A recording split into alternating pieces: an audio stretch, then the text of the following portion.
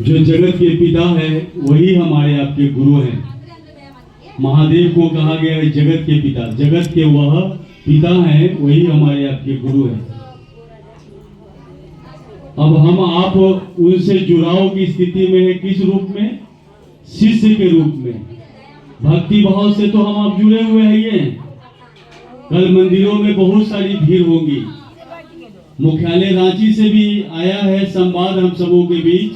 हम आप जानते हैं कि हम आपको हरा भोला का संकीर्तन करना है और 1.25 घंटे का, 2.5 घंटे का, 5 घंटे का, कोई 3 दिन भर करता है। तो जितना हम आप कर सकते हैं अपने गुरु के लिए करेंगे कल। अब जरा हम आप समझें कि वह शिव जो हमारे आपके गुरु हैं, ब्रह्मांड में सारे देवी देवता हैं। कुछ देवताओं के बारे में हम आप जानते हैं कि उनका जन्मदिन हम आप मनाते हैं, खूब अच्छा से जन्मदिन मनाते हैं। भगवान कृष्ण का जन्माष्टमी मनाते हैं, भगवान राम का रामनवमी मनाते हैं, हनुमान जी का मनाते हैं। और महादेव का जन्मदिन हम आप नहीं मनाते। क्यों?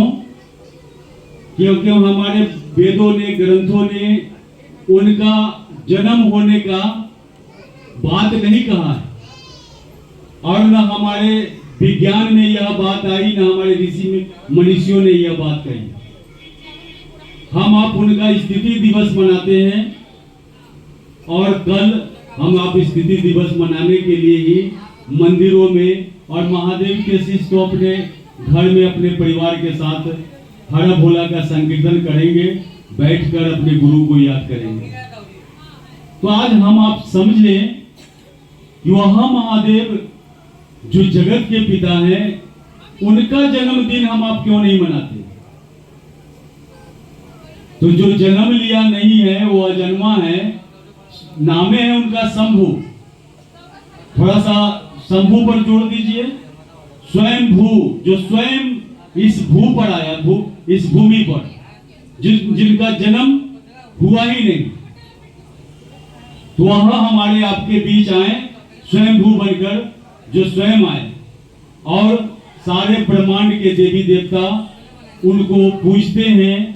हम आप नर नारी सभी लोग उनको पूज करके सब कुछ पाते हैं, सब कुछ लेते हैं उनसे।